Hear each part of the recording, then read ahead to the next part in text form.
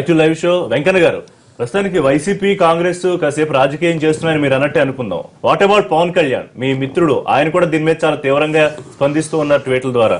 తిడితే భరించాం, వెడగొట్టి పంపిస్తే సహించాం, కానీ ఈ విషయంలో మాత్రం వెనక్కి తగ్గేది లేదు, హోదాపై మాట నిలబెట్టుకోవాలని మరొక కీలకమైన కామెంట్ వారు చేస్తుంది. ఏంటంటే ఉత్తరాది ఆధిపత్యం దక్షిణాది మీద ఇక చెల్లదు అని. ఏకీపిస్తారా పవన్ కళ్యాణ్ కామెంట్స్ తో? కేంద్రం మెడలు వంచుతా ఉన్నారు. రిషి గారు ఇక్కడ ఒకటి చెప్తామండి, చంద్రబాబు నాయుడు గారు మాత్రం ఎవరి దయా దాక్షిణ్యాల మీద ఈ రాష్ట్ర ప్రభుత్వం ఏర్పడలేదు. అసెంబ్లీ ఎన్నికల ముందే ఇక్కడ జరిగినటువంటి జడ్పీటీసీలు కానీ, ఎంపీపీలు కానీ, సర్పంచ్లు కానీ అన్నీ కూడా మేము ఇంకొకరితో పొత్తు పెట్టుకున్న కంటే ఎక్కువ ఓటర్లు మా వైపు ఉన్నారు ఆ రోజు. ఓకే, ఇప్పుడు ప్రత్యేక హోదాకి మీకు ఇందాకే చెప్పాము, మేము వ్యతిరేకం కాదు. చంద్రబాబు నాయుడు గారు లాంటి వ్యక్తి, కృష్ణారావు చెప్పారు, అక్కడ పైన ఉన్నటువంటి నాయకులందరూ కూడా ఈయన కంటే జూనియర్లు. ఈయన అయితే ఇక్కడ పథకాలు పెట్టారో ఆ పథకాలు గుజరాత్లో పెట్టి మెప్పులు పొందారు, మహారాష్ట్రలో పెట్టారు.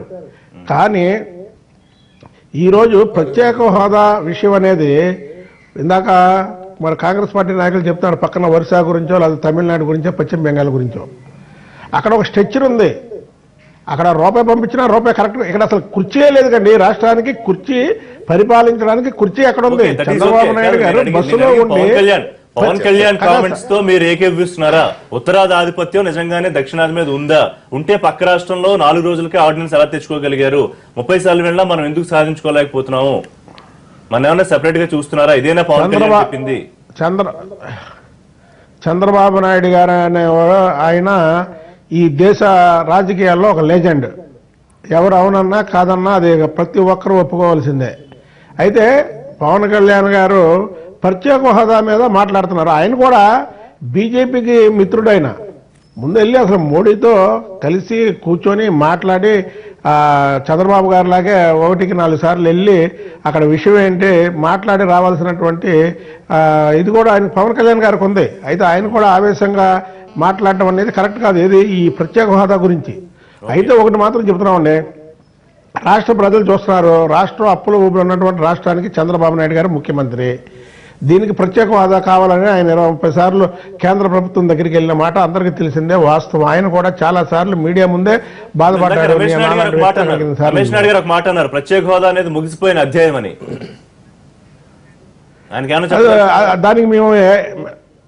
దానికి మేము ఒప్పుకోమండి. అది ముగిసిపోయిన అధ్యాయం అంటే మేమైతే దానికి ఒప్పుకోము.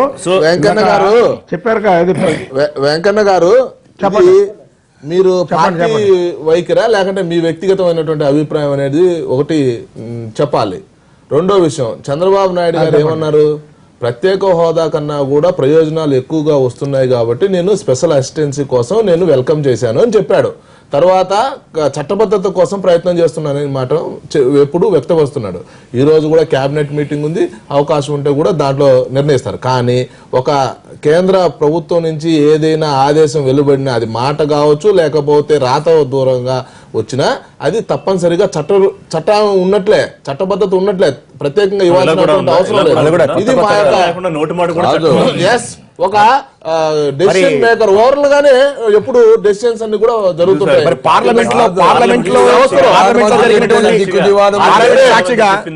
ప్రధానమంత్రి వెయ్యి చెప్పారు సార్, ప్రారంభమైనప్పటి నుంచి ఇప్పటి వరకు గరీబీ హఠావో చెప్పారు, లేకపోతే మహిళల రిజర్వేషన్ మీద జరిగింది, ఇట్లాంటి చెప్తూనే ఉన్నాడు. కాకపోతే దానికి మేమేమి ఇప్పుడు కూడా పారిపోవట్లేదు. ప్రత్యేక హోదా వల్ల ఏవైతే రాష్ట్రాలు వాటికన్నా కూడా లేనటువంటి రాష్ట్రాలు ఎక్కువ లబ్ధి పొందే అభివృద్ధిలో ముందుకు పోతున్నాయి. గుజరాత్, మధ్యప్రదేశ్ ఈ రాష్ట్రాలు పక్కనటువంటి చెన్నై, బెంగళూరు ప్రత్యేక హోదా వల్ల లబ్ధి పొందారా? అభివృద్ధిలో ముందుకు పోతున్నాయా? కాదు కదా. ఇంకొక మాట అన్నారు, స్టేబుల్ గవర్నమెంట్, ఏబుల్ లీడర్ ఉండాలి సార్. పరిశ్రమలు కావాలంటే మాట అన్నారు బీజేపీ ప్రెసిడెంట్, జల్లికట్టులో వైలెన్స్ వచ్చింది, అసాంఘిక శక్తులు చొరబడ్డాయి. సో ఆ స్ఫూర్తితో ఇక్కడ తీసుకుంటే అటువంటి పరిస్థితి రాదా? ముఖ్యంగా వైసీపీ అలజడి సృష్టించే కార్యక్రమం చేస్తోంది వైజాగ్ లో ఈ ప్రోగ్రాం ద్వారా. ఇప్పుడు సీరియస్ ఎలిగేషన్. రిషి గారు తప్పకుండా అవును, జల్లికట్టులో ఏమో వాళ్ళు ఈ దేశం నుంచి విడిపోతామని ప్లే కార్డులు పట్టుకుంటారు, ఇక్కడేమో దక్షిణాది ఉత్తరాది మాట్లాడే మీ దగ్గరికి వస్తా. ఇప్పుడు వీళ్ళు ఏమంటున్నారు, ఏదో రకంగా మనుషులు డైవర్ట్ చేయాలా మెంటల్ గా అనేది వీళ్ళ అసమర్థత కప్పిపుచ్చుకోవడానికి ఈ అసాంఘిక శక్తులు దీంట్లో చేరుతున్నాయని చెప్తున్నారు. జల్లికట్లో వైలెన్స్ రావడం వాస్తవమే. అది ఎవరు వచ్చారో రాలేదు మనకి ఇంకా తెలియదు, కానీ అక్కడైతే కొంత అవునండి, violence లాస్ట్ జరిగింది. లో ఎన్ని రోజులకు వచ్చేది. ఇప్పుడు ఇక్కడ చూడండి, ఒకటి ఆలోచన చేయండి. అది ముద్రగడ పద్మనాభం గారు పెట్టేప్పుడు ఊరికి అన్నేసరిగా రాయలసీమ నుంచి వచ్చినారని చెప్పి ఇప్పటి వరకు దొరికింది లేదు, ఊరు పెట్టింది లేదు. ఊరికే ఇదేదో బ్లేమ్ చేసేకి ఏదో రకంగా ఇష్యూని డైవర్ట్ చేసే విషయమే తప్ప, ఇప్పుడు మన విష్ణు గారు ఏదో ఎమ్మెల్సీకో గట్టి ప్రయత్నం దీనికి దానికి సంబంధం లేదు కాబట్టి మీరు చెప్తారు అదే మరి ఆయన కాబట్టి చెప్పకపోతే ఆయన తప్పదు కాబట్టి ఏదో రకంగా చెప్పుకోవడానికి కవర్ చేస్తున్నాడు. జగన్మోహన్ రెడ్డి అసాంఘిక శక్తులకు సపోర్ట్ చేసేంత వ్యక్తి కాదు. ఈ రోజు అదేదో చేశారంటే తెలుగుదేశం వచ్చిన తర్వాత మీరు చేశారు, అంతకుముందు కూడా మీరు చేశారు ఎన్నో కార్యక్రమాలు. ఈ రోజు ముఖ్యమంత్రి ట్రైన్ ఇన్సిడెంట్ కూడా ఉద్దేశించారు. ట్రైన్ తగలబడ్డం మాట వాస్తవమే కదా, మరి మొత్తం డిపార్ట్మెంట్ అంతా మీదే ఉంది కదా, తప్పుడు కేసులు పెట్టి ప్రజానీకాన్ని ఇప్పుడు చేస్తున్నారు కదా. మరి దాంట్లో నిజంగా ఉంటే ఎందుకు దొరకరండి? ఎందుకు దొరకరు చెప్పండి. మీ అసమర్థత కప్పిపుచ్చుకోవడానికి ఇష్యూని డైవర్ట్ చేసే దాంట్లో చంద్రబాబు నాయుడు గారు దిట్ట. దాంట్లో ఇలాంటి డైవర్ట్ చేసి ఊరికే ఏదో రకంగా మెంటల్ టార్చర్ పెట్టాలా అనేది ఆయన ఆలోచన. సో ఇంకో ఇది ఒప్పుకుంటారా పవన్ కళ్యాణ్ కామెంట్స్, ఉత్తరాది ఆధిపత్యం ఉందా, డెఫినెట్ గా చూస్తుందా సౌత్ ని? డెఫినెట్ గా యాక్సెప్ట్ చేయాలి. ప్రతి దక్షిణాది వ్యక్తి యాక్సెప్ట్ చేయాల్సిన అవసరం మరి అప్పుడు మీరు కాంగ్రెస్ లో ఉన్నప్పుడు పివి నరసింహారావు గారి శవాన్ని కూడా పూర్తి కాలేకుండా ఉన్నారు. అప్పుడు ఏమన్నారు? నువ్వు డిస్టర్బ్ మద్దతు చేయమని నేను చేస్తా, ఆయనకు మాత్రం ఊరుకుండు. ఇప్పుడు వీళ్ళు ఎవరు ఆలోచన విధానం వాళ్ళది. ఈ రోజు చెప్తున్నాడు బీజేపీలో సెంట్రల్ లో ఏం చెప్తే కూడా అది చట్టమే అని. ఒక ప్రధానమంత్రి మన్మోహన్ సింగ్ గారు ప్రత్యేక హోదా గురించి రాజ్యసభలో గాని సభల్లో హామీ ఇస్తేనే దిక్కు దివానం లేదు. ఈ రోజు వీళ్ళు బీజేపీ వాళ్ళు ఏం చెప్తే అది చట్టమో ఇంకోటో చట్టబద్ధత అంటే ఏమైనా అర్థం ఉందా దానికి? కాదు, అనుకోవాలంటే ఆయన మాట ఇచ్చిందే ఇంతవరకు ఇంప్లిమెంట్ చేయలేదు. ఏ గవర్నమెంట్ అన్నా కంటిన్యూటీ ఉండాలా. ఈ రోజు వీళ్ళు చేసే డెవలప్మెంట్స్ అన్ని ఆ రోజు డివిజన్ లో ఏవైతే పెట్టారో అవి చేశారు. ఇంతకు ముందు వెంకయ్య గారు కామెంట్ చేశారు రామచంద్రరావు గారి మీద, మన జగన్ మీద, ఆ పోలవరం ఏదో అని. పోలవరం ఏమి కాలే, అప్పుడు ఓన్లీ కాలువలు తీసినారు. ఆ కాలువలు మట్టి కూడా మీరు దోచుకొని తింటున్నారు, మీ రియల్ ఎస్టేట్ వాడుకుంటున్నారు. విజయవాడలో కాదు, మీరు మట్టి అమ్ముకుంటున్నారు, దాన్ని మా మీద వేయడానికి ప్రయత్నం చేస్తున్నారు. మీరు దోచుకొని తింటున్నారు. వైఎస్ఆర్ జగన్మోహన్ రెడ్డి గారు, రామచంద్రరావు జగన్ మీరు జాతీయ రాజ్య ప్రాజెక్టును మీరు ఎందుకు కానీ మీరు కావాలనుకున్నారు దోపిడీ చేయడానికి? లేదు కాదు, కామెంట్ చేస్తారు. స్ఫూర్తితో ఇక్కడ ఉద్యమాలు చేస్తే కనుక, ఒకవేళ అందులో వైలెన్స్ కనుక వస్తే కనుక ఏదో కారణంతో బాధ్యత ఎవరు తీసుకుంటారు? Point number 1. రెండోది పవన్ కళ్యాణ్ గారి కామెంట్స్ గురించి చెప్పండి. అంటే ఆత్మగౌరవాన్ని కించపరిస్తే, ఉత్తరాది వాళ్ళు దక్షిణాది ఆత్మగౌరవాన్ని కించపరిస్తే మెడలు వంచుతాము. ఇప్పుడు మొదటిది ఏంటంటే సార్, ప్రతిపక్షాలు, రాజకీయ పార్టీలు ప్రజాస్వామ్యంలో ప్రజల యొక్క అభిరుచులకు తగ్గట్టుగా మాట్లాడతాయి. అధికారంలో ఉన్నటువంటి వాళ్ళు వాటిని చేయగలిగితే చేయాలి, లేకపోతే ఎందుకు చేయటం లేదో చెప్పాలి. అంతే తప్ప ప్రతిపక్షాల మీద అసాంఘిక శక్తులు అని చెప్పనో, అభివృద్ధి నిరోధకులు అని చెప్పనో, లేకపోతే వాళ్ళు ఏం చేశారు అని చెప్పనో వాళ్ళ మీద దుమ్మేయటం అనేటువంటిది ప్రజాస్వామ్యంలో సరైనది కాదు. ఎందుకంటే ఇదే చంద్రబాబు నాయుడు గారు కాంగ్రెస్ పార్టీ అధికారంలో ఉన్నప్పుడు ఈయన పాదయాత్రలు చేయలేదా? మేము చేస్తున్నటువంటి ప్రతిదానికి అడ్డం పడలేదా? ఆ రోజున ఈయనకు అభివృద్ధి అనేటువంటిది తెలియలేదా? ఇవన్నీ కూడా సరైనటువంటిది కాదు. ఆ రోజున మేము ఈ రకంగా పీడీ యాక్ట్లు పెట్టి 144 సెక్షన్లు పెట్టి మేము చేయలేదు. కాబట్టి ఇవాళ రోజున విశాఖపట్నంలో ఉన్నటువంటి ఒక యువత, కొంతమంది యువత ఎప్పుడైతే ప్రత్యేక హోదా కోసం ప్రయత్నం చేస్తున్నామన్నారో దానికి అన్ని రాజకీయ పార్టీలు కూడా డెఫినెట్ గా సంఘీభావం తెలుపుతాయి. ఆ సంఘీభావం తెలిపిన దాంట్లో ఏ రాజకీయ పార్టీ, పవన్ కళ్యాణ్ గారు కానివ్వండి, ఇంకో వైఎస్ఆర్సీపీ కానివ్వండి, ఇంకో కాంగ్రెస్ పార్టీ రఘువీరారెడ్డి గారిని కానివ్వండి, లేకపోతే రామచంద్రరావు గారు ఒక లెటర్ రాయటం కానివ్వండి, ఇవన్నీ ప్రజాస్వామ్యబద్ధంగా చేస్తున్నటువంటి ప్రజాస్వామ్యబద్ధంగా చేస్తున్నటువంటి. ఇప్పుడు ఒకవేళ ప్రభుత్వానికి కనుక రేపు పొద్దున సమ్మిట్ ఉంది, మాకు ఇబ్బంది ఉంది అనుకునేటట్లయితే దాంతో చర్చలకి పిలవాలి. అక్కడ ఉన్నటువంటి యువత ఉన్నారు, లేకపోతే మిగతా ప్రతిపక్షాల వాళ్ళని చర్చలకి పిలిచి విశాఖపట్నంలో రేపు 27 నుంచి మాకు సమ్మిట్ ఉంది కాబట్టి దీనికి ఇబ్బంది అవుతుంది అని చెప్పాలి. ఇది ప్రజాస్వామ్యం. ప్రతిపక్షాలు కానీ అధికార పక్షం చేయాల్సినటువంటి పద్ధతి. అంతేగాని రామచంద్రరావు గారి మీద మాట్లాడటం, లేకపోతే ఇంకొక కాంగ్రెస్ పార్టీ మీద మాట్లాడటం అనేటువంటిది సరైనది కాదు. ఇంకొకటి చెప్తాను సార్, నేను జల్లికట్టుకి దీనికి సంబంధం ఏమిటి అని చెప్పని అడుగుతారు. జల్లికట్టు అయినప్పటికీ కూడా, ఇదైనప్పటికీ కూడా ప్రజల సెంటిమెంట్. మీరు ఆ రోజున ఎన్నికల సమయంలో ప్రత్యేక హోదా అనేటువంటిది ఒక సెంటిమెంట్ కింద తీసుకుని మీరు చాలా సర్కాస్టిక్ పద్ధతిలో ముఖ్యమంత్రి గారు ప్రస్తావించారు. జల్లికట్టుకి ఏంటి సంబంధం ఉందని నేను చెప్తున్నానండి. అదొక సెంటిమెంట్.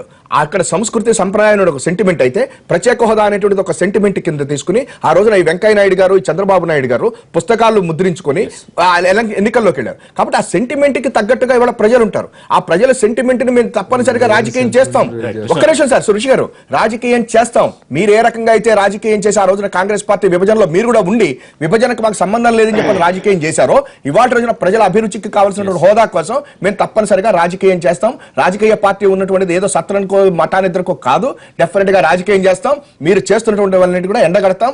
అంతేగాని మీరు గనక ఈ రెండు అంశాలు, ఒకటి అయిపోయిన అధ్యాయం అని బీజేపీ అంటుంది, ఇంకా పోరాడతామని తెలుగుదేశం అంటుంది, ఖచ్చితంగా కావాలని పవన్ కళ్యాణ్ అంటారు. వీళ్ళు ముగ్గురు ఒకటే ఇప్పటి వరకు అయితే, అఫీషియల్ గా విడిపోయిన పరిస్థితి లేదు, మిత్రపక్షాలుగానే ఉన్నాయి. రెండోది వారు చేసిన కామెంట్స్, ఉత్తరాది నాయకత్వం దక్షిణాది ఆత్మ గౌరవాన్ని కించపరిస్తే సహించాం అనేది. ఇప్పుడు పవన్ కళ్యాణ్ గారు కొన్ని కామెంట్లు అవి అబ్జెక్షనబుల్ గా కూడా ఉంటాయి. ఉదాహరణకి ఈ డిస్క్రిమినేషన్ బిట్వీన్ నార్త్ సౌత్ అనేది, అది ఆయన ఒకటే చేశాడా?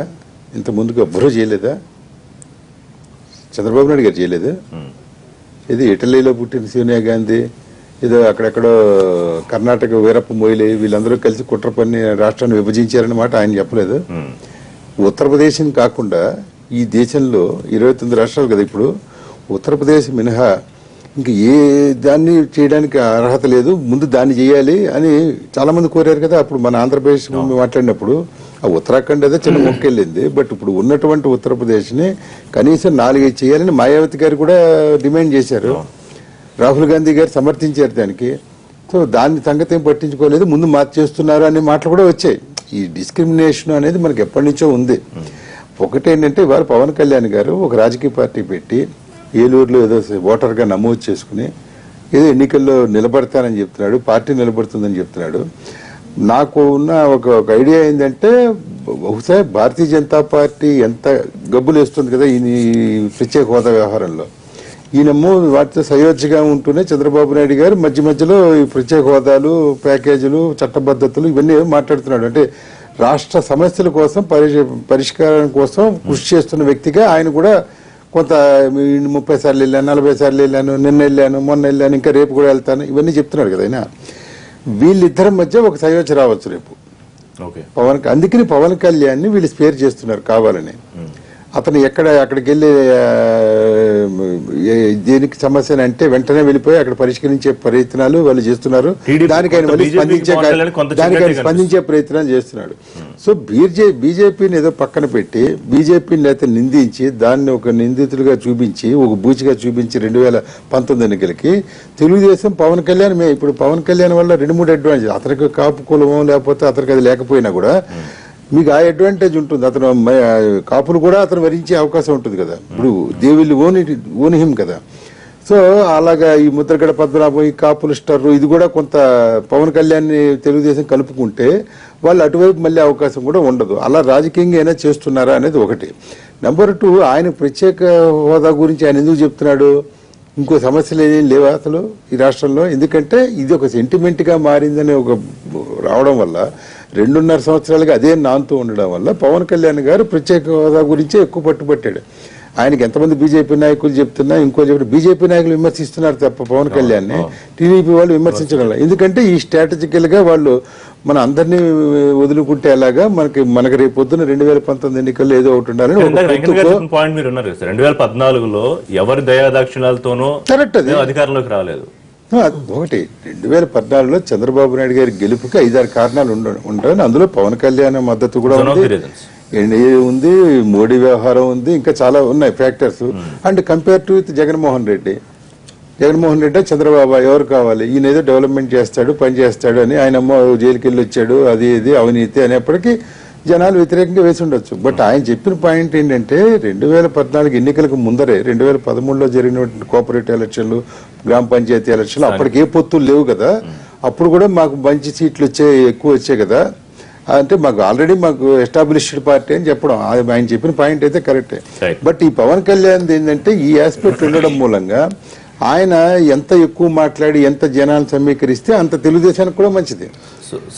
అందుకనే నిన్న పవన్ కళ్యాణ్ గురించి అడిగితే కూడా చంద్రబాబు నాయుడు గారు ఆయన పక్కన పెట్టండి, దానిలో ఉంది ఆయన మంచి రెండోది, ఆయన తిడుతుంటే కూడా వీళ్ళు ఆయన విమర్శలు మాకు ఆశీర్వాదాలు, అవి దీవెనలు అట్లా కూడా మాట్లాడారు వీళ్ళు. ఋషి గారు ఫైనలీ వెంకన్న గారు, ఒకటి ప్రతిపక్షాలు సరే గవర్నమెంటే లీడ్ చేసి ప్రత్యేక హోదా కోసం ఉద్యమించాలి అనే దాంట్లో మీరు స్పందించకపోయినా లెట్ దెమ్ డూ, వాళ్ళు నిరసన కార్యక్రమాలు చాలా సావధానంగా ఏదో కొవ్వొత్తులు వెలిగించి ఒక చిన్న యాజిటేషన్ చేస్తామంటే కనుక ఏమిటి ప్రభుత్వానికి ఇబ్బంది?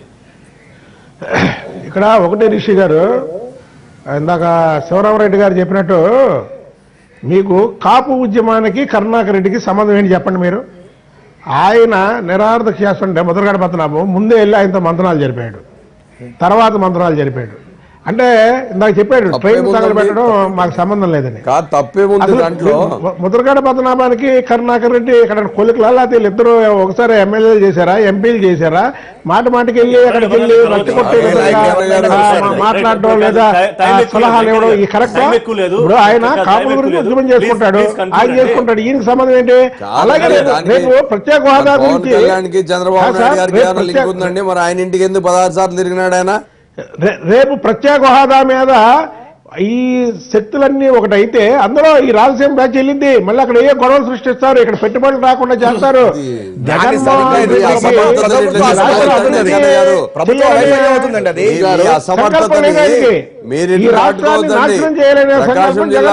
సర్పంచ్ ని తల తీసిన ఘనత మీది.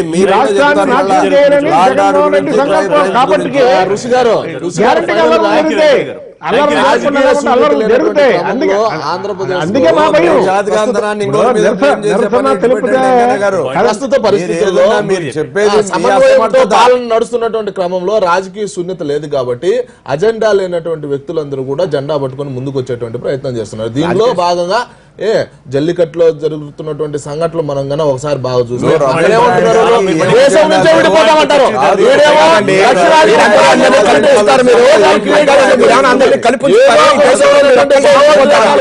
Thank you very much.